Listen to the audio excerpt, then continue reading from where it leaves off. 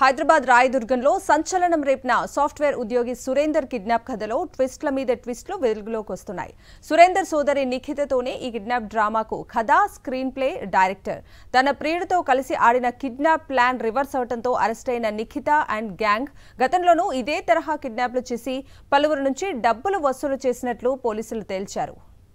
కొత్త సంవత్సరం జోష్ నుంచి ఇంకా తేరుకోకుండానే హైదరాబాద్ నగరం నడిబొడ్డున ఐటీ కారిడార్లో జరిగిన ఓ కిడ్నాప్ కేసు పోలీసులకు చెమటలు పట్టించింది. జనవరి 4వ తేదీన హైదరాబాద్లో ప్రైవేట్ ఉద్యోగి సురేందర్ కిడ్నాప్ కావడం కలకలం రేపింది.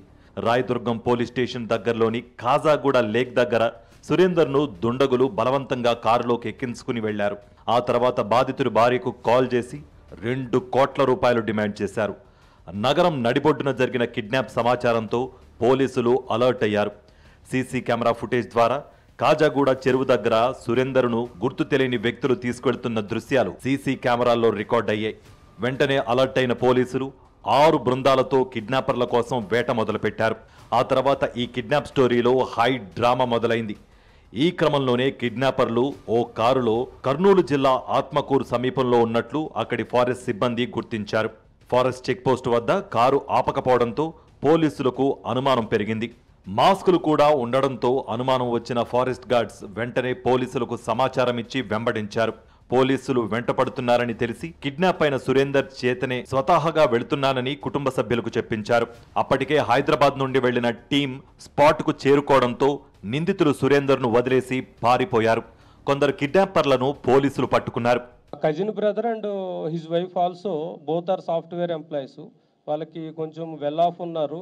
రీసెంట్గా కూడా మంచి హౌస్ ఒకటి పర్చేజ్ చేశారు. సో వాళ్ళ రిచ్నెస్ చూసిన తర్వాత మనం వీళ్ళని కిడ్నాప్ చేస్తే మంచి అమౌంట్ దొరికే అవకాశం ఉందని చెప్పి వాళ్ళు ప్లాన్ చేసుకున్నారు. ఒక 2 months నుంచి దే ఆర్ రెక్కీయింగ్. కానీ ఎక్కడ ఇంటి దగ్గర కానీ వర్క్ స్పేస్లో కానీ ఎక్కడ కిడ్నాప్ చేసే అవకాశం దొరకలేదు. సో 2 days బ్యాక్ ఆమె ఏం చెప్పిందంటే, ఇట్లా నన్ను ఒకళ్ళ ఆఫీస్లో అరెస్ట్ చేస్తున్నారు, సో నేను ఆ ఇష్యూ నీతో డిస్కస్ చేయాలని ఉందంటే, వదిన కూడా లేదు కదా, మీరు ఇంటికి రండి డిస్కస్ చేద్దామంటే, లేదు నువ్వే కాజాగూడ లేక్కి రా, అక్కడ మనం అయితే పర్సనల్గా మాట్లాడుకోవచ్చు అని వీళ్ళు ఎక్కడైతే ప్లాన్ చేసుకున్నారో ఆ స్పాట్కి వాళ్ళ కజిన్ బ్రదర్ వచ్చేటట్లు ప్లాన్ చేసుకుంది. మొత్తానికి కిడ్నాప్ కేసును 48 గంటల్లో క్లోజ్ చేసి ఊపిరి పీల్చుకున్న పోలీసులు విచారణలో విస్తుపోయే అంశాలు బయటపడటంతో షాక్ తిన్నారు. కిడ్నాప్ జరిగిన ప్రాంతాల్లో బాధితుడు సురేందర్ కజిన్ నిఖిత కూడా అక్కడే ఉండడం, ఆమెతో వచ్చిన వారే కిడ్నాప్ చేశారని తేల్చడంతో అనుమానం వచ్చిన పోలీసులు నిఖితను ప్రశ్నించారు. పలు కోణాల్లో ఆమెను విచారించారు. ఈ కేసులో నిఖిత, ఆమె స్నేహితుడు వెంకటకృష్ణ, సురేష్ ఈ కిడ్నాప్ కేసులో కీలకంగా వ్యవహరించారు.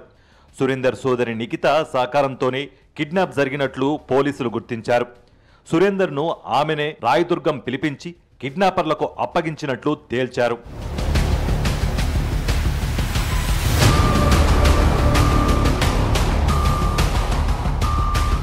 కిడ్నాప్కు పాల్పడ్డ A1 నిందితుడు సురేష్ పై గతంలో 21 కేసులున్నాయి.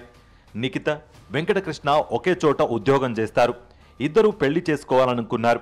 కిడ్నాప్ చేసి వచ్చిన డబ్బుతో విలాసవంతంగా గడపాలనుకున్నారు. ఈ గ్యాంగ్ గచ్చిబౌలిలోని ఓ కిడ్నాప్ కేసులో కూడా 2 లక్షలు వసూలు చేశారు.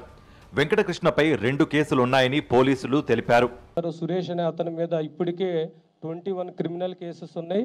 ఇదే గ్యాంగ్ ఇంతకుముందు మన దగ్గర గచ్చిబౌల్లో కూడా అయినటువంటి ఒక కిడ్నాప్ కేసు కూడా ఇన్వాల్వ్ అయ్యారు, అది కూడా డిటెక్ట్ అయింది. సో ఈ సురేష్ అనేటువంటి అతను ఒక 21 కేసెస్లో ఉన్నారు.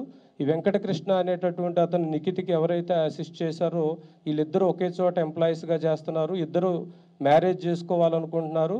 సో మ్యారేజ్ చేసుకోవడానికి ఈ అమౌంట్ కనుక వస్తే మనకి హ్యాపీగా మ్యారీడ్ లైఫ్ లీడ్ చేయొచ్చు అనేటటువంటి ఇంటెన్షన్తో ఇది ప్లాన్ చేయడం జరిగింది.